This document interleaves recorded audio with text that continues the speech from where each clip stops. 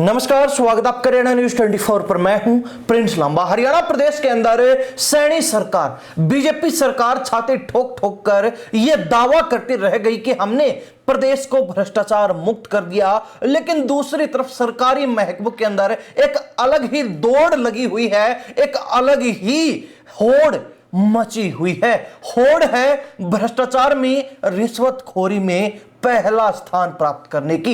इस दौड़ के अंदर कुछ दिन पहले तक रेवेन्यू डिपार्टमेंट, राजस्व विभाग पहले नंबर पर था, लेकिन फिर पुलिस महकमे ने राजस्व विभाग को ओवरटेक कर दिया था। लेकिन अब राजस्व और पुलिस दोनों ही महकमों को ओवरटेक करके खाद्य आपूर्ति विभाग इस मामले में नंबर 1 हो चुका है। खाद्य आपूर्ति विभाग ने भ्रष्टाचार और रिश्वतखोरी में पहला स्थान प्राप्त कर लिया है, प्रथम स्थान पर कब्जा जमा लिया है। आपको बता दें कि नया मामला सामने आया है जिसे सुनकर आप भी हैरान रह जाएंगे, क्योंकि ये जो सरकारी अधिकारी और कर्मचारी हैं, इनका सरकार से मिलने वाली तनख्वाह से पेट नहीं भर रहा है, इनके बच्चे नहीं पल रहे हैं, इनको घर चलाना मुश्किल हो गया है और अब गुजारा जो है रिश्वत पर, आम लोगों की जेब पर डाका डालकर करने पर मजबूर है। डाका डालकर करना पड़ रहा है। ऐसे जो है मजबूरी में इनको अपना जीवन व्यतीत करना पड़ रहा है। ये जो नया मामला है वो एंटी करप्शन ब्यूरो की तरफ से सामने आया है, जहां पर एंटी करप्शन ब्यूरो ने एक पुराने मामले में खाद्य आपूर्ति विभाग से संबंधित डीएफएससी को, यानी कि जिला खाद्य आपूर्ति नियंत्रक को, उसके घर से ही उठा लिया, उसके घर से ही पकड़कर साथ ले गए। आखिर ये पूरा मामला क्या है वो आपको बता देते हैं। मामला 2024 का है, जब एक गुरुग्राम जिले के मदनपुरी के डिपो होल्डर रुपेश ने जुलाई 2024 में एसीबी को शिकायत दी थी, जिसमें उसने आरोप लगाया था कि सरकार से राशन बांटने के एवज में मिलने वाली राशि में से अधिकारी 10% तक कमीशन लेते हैं, जिसमें 5% अनिल कुमार, 3% विजय और 2% प्रेम लेता है। डिपो होल्डर ने यह भी आरोप लगाया था कि मार्च 2024 में मुझ पर दबाव बनाकर अनिल कुमार ने 1,21,000 रुपए का आईफोन और ब्रांडेड वॉच ली थी, यानी कि घड़ी ली थी।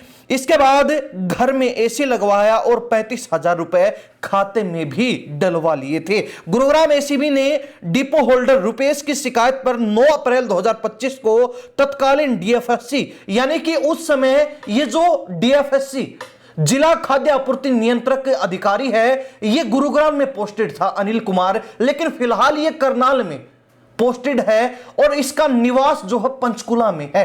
तो गुरुग्राम के अंदर एसीबी डिपो होल्डर की शिकायत पर 9 अप्रैल 2025 को शिकायत दर्ज करती है और इस मामले की कार्रवाई में जुटने के बाद फिलहाल एसीबी ने इस डीएफएससी यानी कि खाद्य आपूर्ति विभाग के अधिकारी को उसके पंचकुला स्थित निवास से दबोच लिया, यानी कि एसीबी टीम उसको उठाकर अपने साथ ले गई है। हालांकि मामला जो है वो ना केवल डीएफएससी अनिल कुमार पर ही दर्ज है, बल्कि एएफएसओ विजय और इंस्पेक्टर प्रेम के खिलाफ भी एसीबी ने केस दर्ज किया है, जिनको बहुत जल्द दबोचा जा सकता है, जिनकी बहुत जल्द गिरफ्तारी की जा सकती है। लेकिन सबसे बड़ी बात यह है कि इस मामले के सामने आने के बाद यह सबको लगने लगा है कि अब सरकारी कर्मचारी और विशेष रूप से अधिकारियों का काम उनकी तनख्वाह से नहीं चल रहा है। वो लाचार हैं भ्रष्टाचार करने के लिए, मजबूर हैं भ्रष्टाचार करने के लिए, क्योंकि हजारों रुपए की सैलरी जो उनको हर महीने मिलती है उससे लाखों रुपए के ब्रांडेड फोन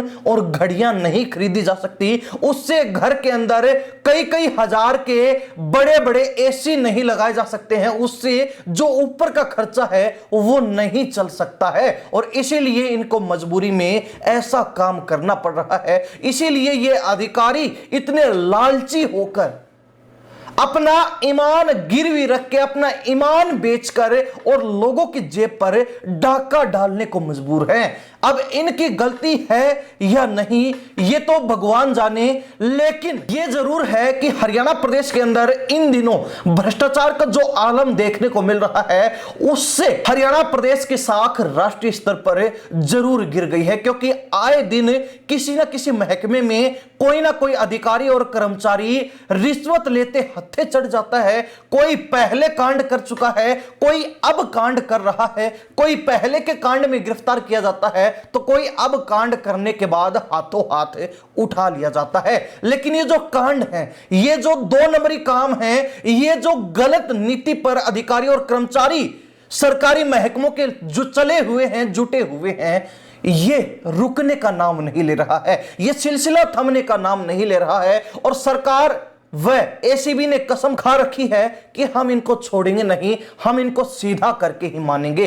लेकिन मजाल है कि कोई अधिकारी और कर्मचारी सुधर जाए, मजाल है कि किसी सरकारी कर्मचारी और अधिकारी के मन में रिश्वत लेने से पहले थोड़ा बहुत भी भय हो कि कहीं वो पकड़े ना जाएं, कहीं उनको अपनी नौकरी से ही हाथ धोना ना पड़े। जरूरत भी क्या है, क्योंकि कुछ साल की नौकरी में ही ये जो 2 नंबरी काम करने वाले कुछ एक कर्मचारी और अधिकारी होते हैं, इतना धन माल जोड़ लेते हैं कि पूरी जिंदगी कमाने की जरूरत ही नहीं पड़ती है।